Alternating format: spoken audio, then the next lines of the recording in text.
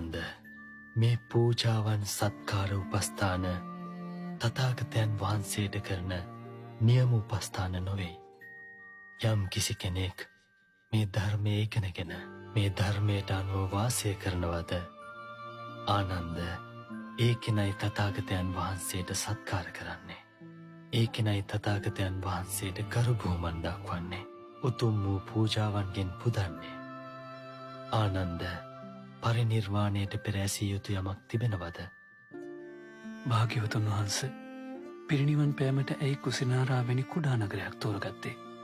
භාග්‍යවතුන් වහන්ස පිරිනිවන් පෑමට සැවැත් නුවර, කුසබෑ නුවර, බරණැස් නුවර වගේ මහා නගරයක් තෝරා නොගත්තේ මන්ද? එසේ වූහනම් රාජ මහා මාත්‍යාදීන් ඇතුළු තවත් බොහෝ පිරිසකට සහභාගී වෙන්න අවස්ථාව උදා වෙනවා. ආනන්ද මේ කුසිනාරාව කුඩා නගරයක් කියා පවසන්න එපා. මෙය මහා සුදස්සන නම් සක්විති රජුගේ රාජධානියයි. මේ කුසිනාරා නුවර කුසාවතී නම් රාජධානියක් තිබුණා. නැගෙනහිර බටහිර අතර දිගින් යොදුන් 12ක් වුණා. පළල යොදුන් 7කින් සමන්විතයි. ආනන්දේ විශාල රාජධානිය පවා අනිත්‍ය වී ගියා.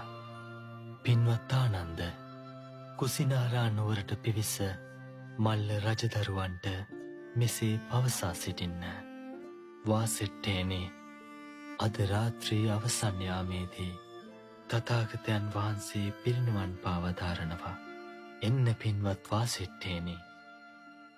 තථාගතයන් වහන්සේ අප ගම්කෙතෙහි පිරිනිවන් පාවදාලා ඊට පෙර උන්වහන්සේ ඇසුරු කරන්නට නොලැබුණා කියා පසුතැවිලි නොවන්න. ආනන්ද ඔවුන් කෙරෙහි අනුකම්පාවෙන් කුසිනාරාවට වැඩම කොට තථාගතයන් වහන්සේ ඔබගේ සල්ුවනේදී පිරිනිවන් පා වදාරන්නේ යයි දන්වන්න. භාග්‍යවතුන් වහන්සේ මුණගැසී ධර්මය ඇසීමට දුර බැහැරින් එන ශ්‍රාවකයන් වහන්සේලාව නිතර ඇසුරු කිරීමට අපට අවකාශ ලැබුණා. ඔබ වහන්සේගේ පිරිනිවන් පෑමෙන් ඒ අවස්ථාව නැති වී යනවා. මනෝභාවනීය වූ ඒ භික්ෂූන්ගේ උතුම් ඇසුර අහිමි වී යාම ධර්ම විනය දියුණුව අපේක්ෂා කරන භික්ෂූන්ට මහත් අවාසියක්. ආනන්ද දැකබලා සංවේගය උපදවා ගත යුතු ස්ථාන 4ක් තිබෙනවා. මේ ලුම්බිනි සල්වනයේදී තථාගතයන් වහන්සේ ඉපදුනේ කියලා සංවේගය උපදවා ගත යුතුයි. මේ බුද්ධ ගයාවේදී තථාගතයන් වහන්සේ සම්මා සම්බෝධිය අවබෝධ කරගත්තේ. තථාගතයන් වහන්සේ ප්‍රථම ධර්මදේශනය වදාළේ මේ සිපතන මිගදායේදී. මේ කුසිනාරාවේ උපවර්තන ශාල වනෝද්‍යානය මෙතන තමයි තථාගතයන් වහන්සේ පිරිනිවන් පා වදාළේ කියා සංවේගය උපදවා ගත යුතුයි. මේ වන්දනාවේදී පහන් සිතින් යමෙක් කලුරිය කළොත් ඔහු සුගතියේ උපදිනවා. භාග්‍යවතුන් වහන්ස මේ පිරිසිදු බඹසර සුරකින විට අපි කාන්තාවන් කෙරෙහි කෙසේ පිළිපැදිය යුතුද? මවක් වෙන්න පුළුවන්, සහෝදරියක් වෙන්න පුළුවන්, ඥාතිවරියක් වෙන්න පුළුවන්. කාන්තාවන් කෙරෙහි භික්ෂූන් පිළිපැදිය යුත්තේ කෙසේද? එය අපහට අනුකම්පාවෙන් වදාරණසේක්වා. ආනන්ද මේ බුදු සසුනේ බඹසර සුරකින භික්ෂුවකට කාන්තාවන් නොදැකීමයි හොඳ. භාග්‍යවතුන් වහන්ස දකින්න ලැබුණොත් කෙසේ පිළිපැදිය යුතුද? ආනන්ද යම් හේකින් කාන්තාවක් දකින්නට සිදුවනොත් ඒ කාන්තාව සමග කතා බහ නොකිරීමයි හොඳ. කාන්තාවක සමග කතා කිරීමට සිදුවහොත් කෙසේ පිළිපැදිය යුතුද? කාන්තාවක් සමග කතා බහේදී සිහිය පිහිටුවා වාසය කළ යුතුයි. සති සම්පජන්යෙන් සිටිය යුතුයි. සිහියත් නුවණත් ඉන්ද්‍රිය සංවරයට හේතු වෙනවා. ඉන්ද්‍රිය සංවරය ආනන්ද ත්‍රිවිධ සුචරිතයට හේතු වෙනවා. ත්‍රිවිධ සුචරිතය නිසා සතර සතිපට්ඨානය දියුණු වෙනවා. එසේ සිටින විට ඔබ කරන්නේ යම් දෙයක්ද, ඔබ කියන්නේ යම් දෙයක්ද, සිතන්නේ යම් දෙයක්ද ආනන්දයේ සියලු දේ තුළ සිදුවන්නේ යහපතක්. ඔබ වහන්සේගේ පරිනිර්වාණයෙන් පසුව ශ්‍රී දේහය පිළිබඳව අප කුමන අයුරකින් පිළිපැදිය යුතුද ස්වාමීනි? පින්වත් ආනන්ද තථාගතයන් වහන්සේලාගේ සිරුර ආදාහනය කරන්නේ සක්විති රජෙකුගේ සිරුර ආදාහනය කරන ආකාරයෙන්. ඒ සක්විති සිරුර සිනිඳු වස්ත්‍රවලින් නොතා සුවඳ තෙල් යෙදූ රන් දෙනක තැන්පත් කොට සුවඳ දරසෑයක ආදාහනය කරයි. පින්වත් ආනන්ද, ඔබල ඒ පිළිබඳව වෙහෙසිය යුතු නැහැ. ක්ෂත්‍රීය බ්‍රාහ්මණ ගෘහපති පඬිවරු සිටිනවා. තථාගතයන් වහන්සේ කෙරෙහි බොහෝ පැහැදී සිටින ඔවුන් සියලු කටයුතු කරාවි.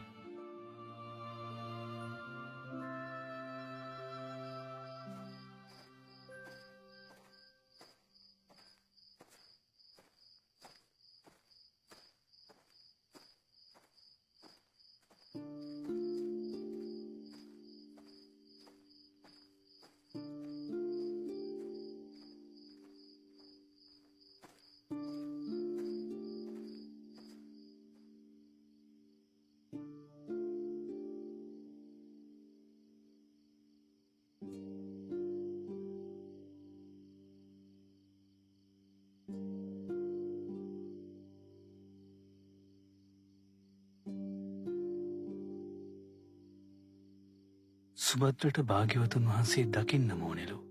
නමුත් භාග්‍යවතුන් වහන්සේ බොහෝ විඩාබරවයි ඉන්නේ. උන්වහන්සේව තවත් වෙහෙසට පත් කිරීමට මම කොහොමද ඉඩ දෙන්නේ? භාග්‍යවතුන් වහන්සේට අපහසුවක් නොවන පරිදි කටයුතු කළ යුතුයි. සුභද්‍ර, භාග්‍යවතුන් වහන්සේ බොහෝ ගිලන්වයි ඉන්නේ. මේ වෙලාවේ උන්වහන්සේ වෙහෙස කිරීමට මට ඉඩ ලබා දිය නොහැකි. ආනන්ද, සුභද්‍රට එන්න දෙන්න. ස්වාමීනි, හැම ආගමකම උගන්වන්නේ එකම කරුණද? මට තියෙන මේ හැම සැකයක්ම විමසා දැනගන්න ඕනේ. සමහරු කෙලෙස් සහිතයිලු. සමහරු කෙලෙස් දුරු කරලා අරහත්ත්වයට පත් වෙලාලු වැටෙන්නේ.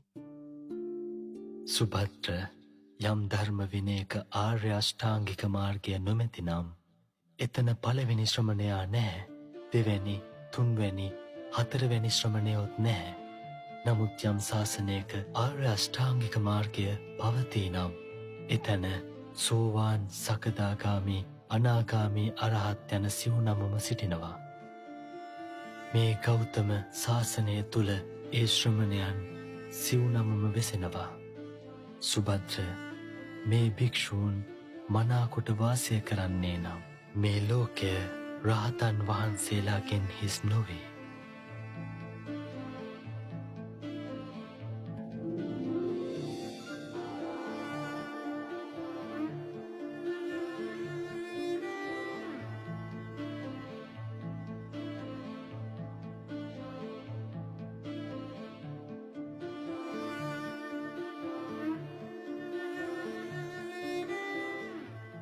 ස්වාමිනී භාග්‍යවතුන් වහන්ස, මම මෙතෙක් කල් වැරදි මතවාදවල හිරවෙලා මුලා වෙලා වාසය කළේ.